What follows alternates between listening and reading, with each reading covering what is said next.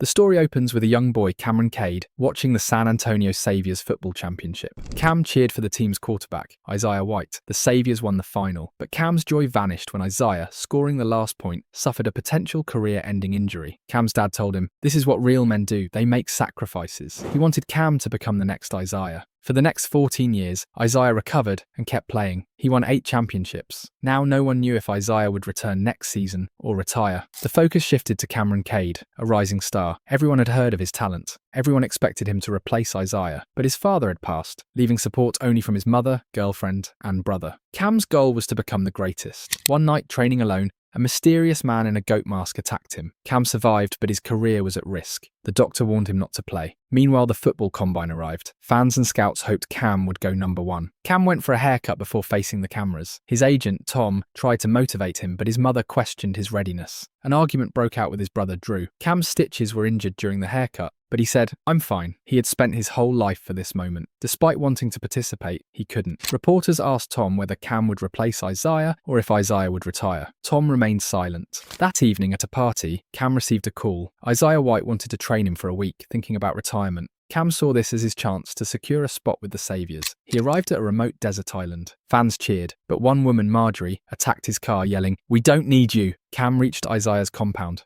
Isaiah greeted him, praising his games. He shared the history of quarterbacks and took Cam's phone, saying, "No phone, no calls, no distractions." Training began immediately. Isaiah coached Cam on fundamentals. Cam enjoyed it. "This is just the start," Isaiah said. "You missed the combine and the Saviors won't buy damaged goods." He introduced Cam to his doctor, Marco. Marco examined every measurement in detail. Cam admitted, "My dad worshipped you. He showed me that clip of your injury." Isaiah replied, "Then your childhood must have been hard. Mine was worse, but it made me who I am." He asked, "Why are you doing this?" Cam said, "For my family." Isaiah shook his head. "That's not enough. You need more than external motivation." Isaiah's wife, Elsie, joined briefly and encouraged Cam to enjoy training. Meanwhile, Isaiah injected himself with stored blood to keep playing. Cam's muscles ached, and Marco gave him a dose of Isaiah's blood for relief. The next day they jogged. Cam, younger but weaker, grew nauseous and collapsed. A mysterious man appeared, just a hallucination. During training, Isaiah asked, "Would you rather never get tired or never get injured?" Cam chose invincibility. Free agents joined to assist training. Marco injected Cam again. He practiced hard. Isaiah challenged him to shoot within 2 seconds. Cam missed. The ball hit a man in the face repeatedly. Blood ran, but Cam adjusted. Missed passes still caused pain, angering him.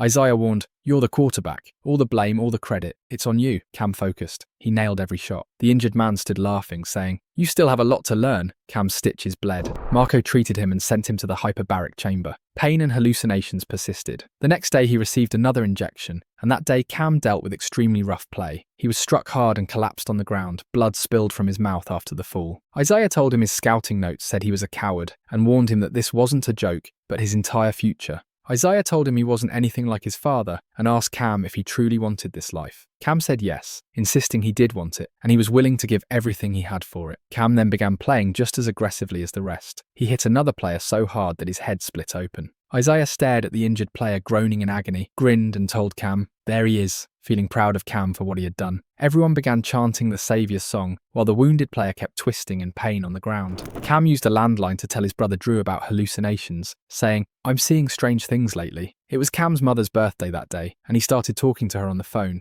But when Marco appeared behind him, he quickly hung up. Marco said he entered this job to heal people, not destroy himself, and explained he couldn't even visit or see his own family. As Marco walked away, he said only one man leaves the Colosseum. Outside, that woman Marjorie was watching Cam. While sitting in the sauna, Isaiah spoke quietly to Cam, saying he would miss the game and the bond it brought. He'd miss the locker room more than anything, and he told Cam he never had a family until football. He advised Cam to find his own path to greatness and not to repeat his mistakes. But once Isaiah left, the sauna's heat began rising. Cam shut his eyes and rested on the bench while Marjorie was hidden there in silence. Her 2 partners waited outside the sauna, and Marjorie launched her attack on Cam. Cam fought back and defended himself fiercely, choking Marjorie until he thought she had died. Then Isaiah arrived at the scene, threw Marjorie aside, crushed her head, and told Cam to leave while he handled the mess. Elsie told Cam she knew this felt insane to him, but she said this was normal in their world and realised Cam was considering leaving after all this, so she asked him to join her at the pool. Cam followed her there quietly, but when morning came, Isaiah sat before him with a gun and asked Cam if he slept with Elsie. Cam said no, and that he already had a girl, and Isaiah laughed, saying he panicked just imagining cheating. He said fear of hurting feelings made Cam unworthy for the role, and that real killers never cared about anyone's emotions.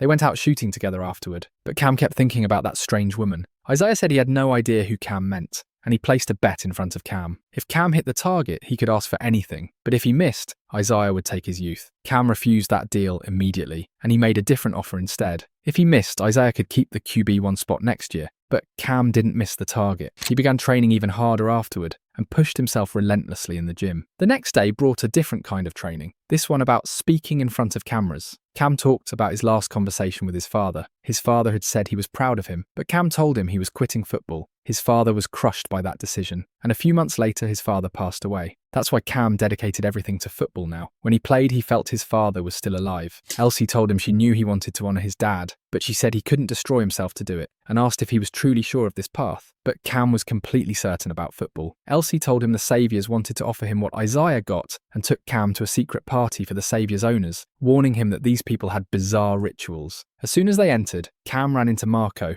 who whispered to him to run away, but deeper inside, Cam met his agent and also the owner of the Saviours. They made Cam drink a strange red liquid, and after drinking it, he felt something unusual happening. He became intensely drunk and overwhelmed. He saw Marco's severed head hidden under a mask, and he fainted from shock after witnessing it. Elsie had been the one who killed Marco. When Cam woke up, they had given him more of Isaiah's blood, and he couldn't even stand up properly afterward. He crawled over to Marco's stored injection, injected himself with the serum Marco left, grabbed an award statue in his hand and went straight to confront Isaiah with it. Isaiah was watching old footage of his cheering fans when Cam launched his attack on him, realizing that they were forcing Isaiah's blood into him. Generation passed their blood to the next. That was how they created stronger beasts in the league. This ritual had existed since football first began. Whoever received that blood became the greatest, but only one of them could survive at a time, so either Isaiah or Cam had to die. They began fighting each other brutally. Isaiah was far stronger than Cam, and began snapping Cam's bones, but Cam rose again and grabbed a helmet, striking Isaiah repeatedly with it, beating him to death in that room. When he stepped outside, the owners were waiting in masks. Cheerleaders chanted for Cam as he walked, and an axe lay on the ground before him. Elsie told Cam to sign the contract, but Cam refused to move forward. Cam's agent removed his mask and begged him, saying signing the deal was a blessing, claiming Cam's father sacrificed everything for this moment. He said Cam's father was the one who signed him up and insisted his father wanted this future too. Cam started laughing uncontrollably, lifted the axe lying near him, and shouted at them all to go to hell. His agent told him not to be reckless, saying that they trained him for this since childhood,